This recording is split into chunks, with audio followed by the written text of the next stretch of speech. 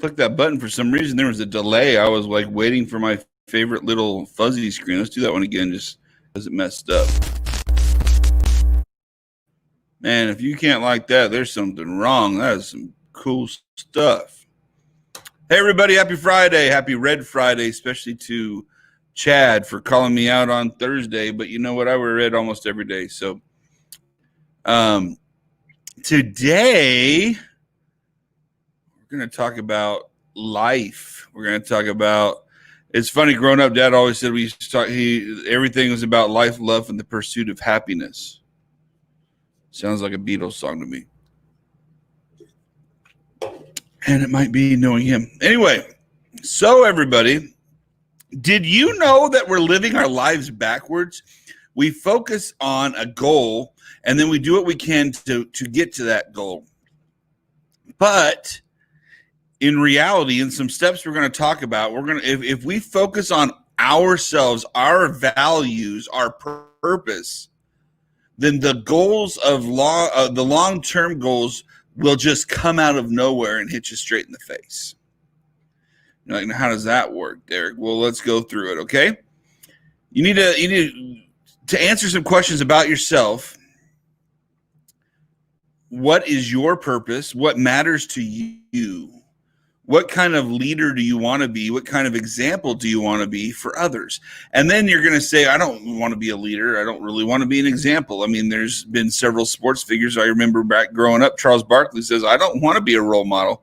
I just want to be a basketball player. But whether you like it or not, the moment you start owning a business, you're a role model to somebody. You're a leader to somebody.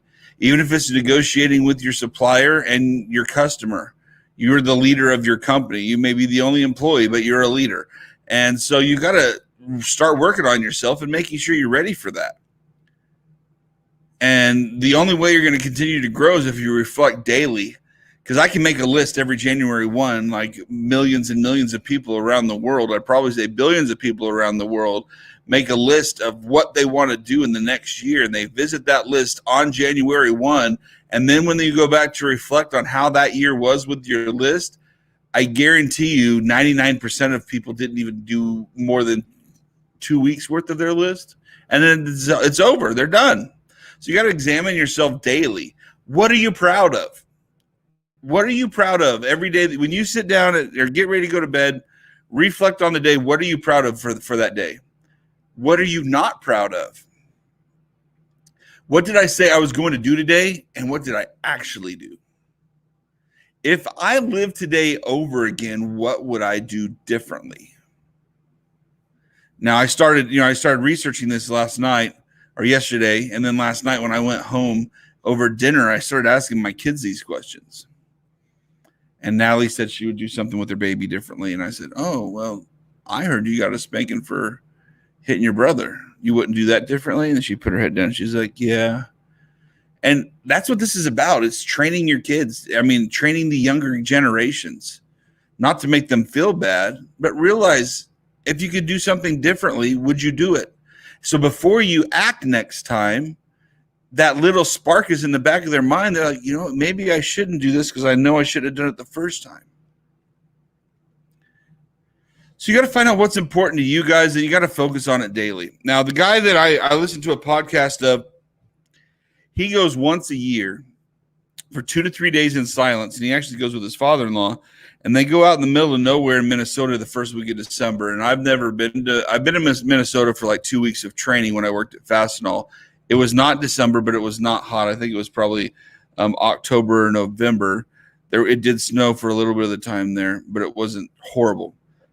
But from what I understand, and I'm sure my brother-in-law could definitely attest to this, that in northern Minnesota, the first week of December, it can get pretty cold.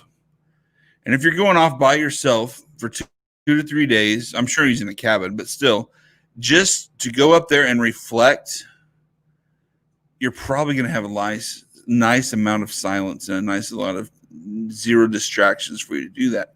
And this reflection is what he goes over for the past year, how his goals were attained, if they were, what got in the way of attaining those goals. He sets new goals and he focuses on the next year. And then he makes a commitment to himself that he's going to focus on this daily for the next year so that when they meet back up, they can compare lists and see where they're at.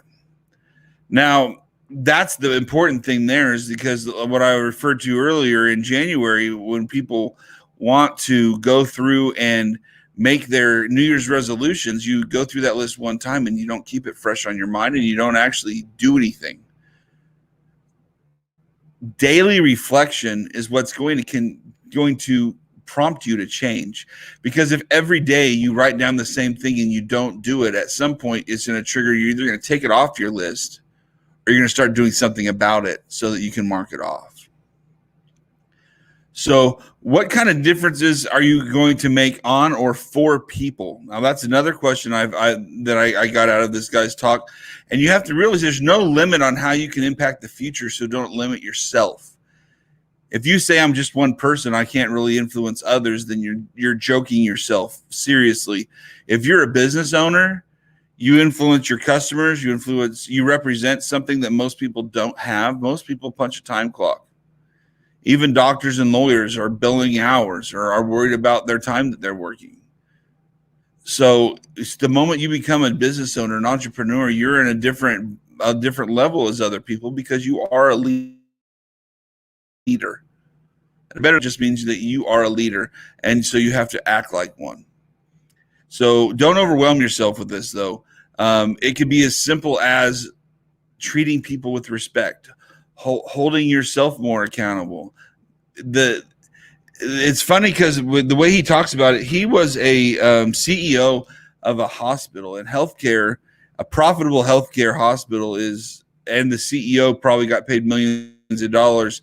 Everyone wants to bash because healthcare is such a choppy subject as it is,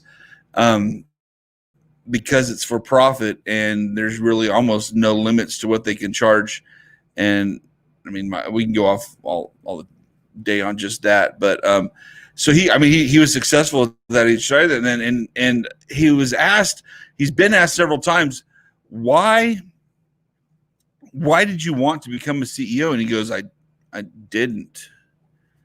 He said, I took a daily reflection of my values since I was in college when I was dating my wife. And once we got engaged, I started doing this with my father-in-law. And as long as I work on myself every day and I keep my values and I stay strong for what I am, and I'm going to go through these 6 different categories that he has in just a second. But if you're constantly working on these things, you become the kind of person that people want to be around and the kind of person that people want to hire. And when you're the kind of person that people want to hire and people want to be around, and you're always working on yourself, you're doing good things because God works through you more, because you're always attentive to that, to Him, to God, to yourself, to others. You're a better leader that way. You get doors open to jobs that you didn't even think you were qualified for. So those 6 categories are career, which includes your education, your family and friends, spirituality, health, or all things exercise or food or health related, fun, which is like movies and sports or anything. Some people it's reading a book by a fire, whatever it is for fun for you, and then becoming the best citizen. Now he calls all these things buckets, and he wants to fill each bucket with time.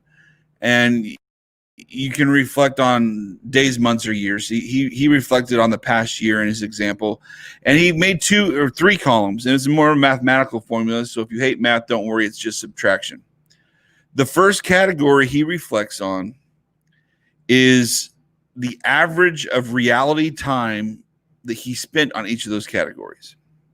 So how much time in the last year, in a percentage wise, did he spend on his career? How much family, how much spirituality, how much health, fun, and becoming a better citizen? And then the next one is reality. How much did he really spend? Reality is the first one. The second one is what his goal was. So if you want to spend, mainly on your family, your friends, and your spiritual life, say 30-30, and then maybe 10% on health. I mean, you know how to get to 100%. But then the difference is you subtract the 2.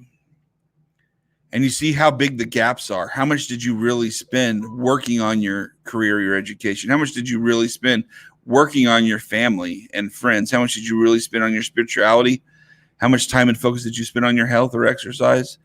And probably most of it, my guess is most of us spend a lot more time doing things we like fun things, going to movies, sports, watching TV, doing things that really aren't going to benefit yourself. And then the last one, I bet it hardly ever gets in reality looked at, and that's becoming the best citizen that you possibly can be.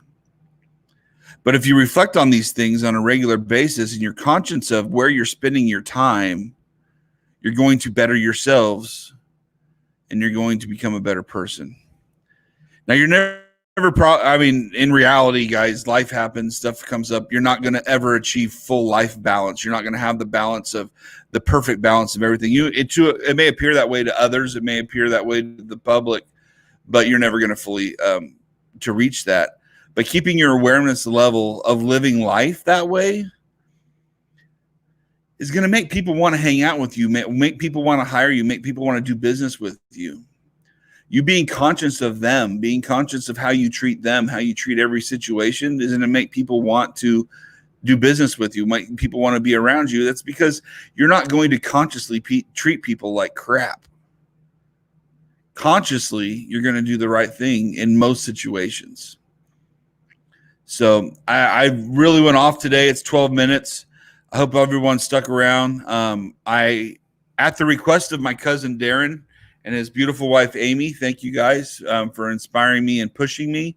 They've asked me to pursue taking some of all of these and sending them into a podcast forum. That way, if you wanted to listen to them, not live or later, or go back and listen to them, it'd be all there for you. So I'm looking into doing that. Once I have that figured out, I will let you know what it is. So if that's something you're interested in, I'm not looking to make any money, guys. I do this for me. I do this for my business. I'm really working on these things for myself, my personal life, and my family.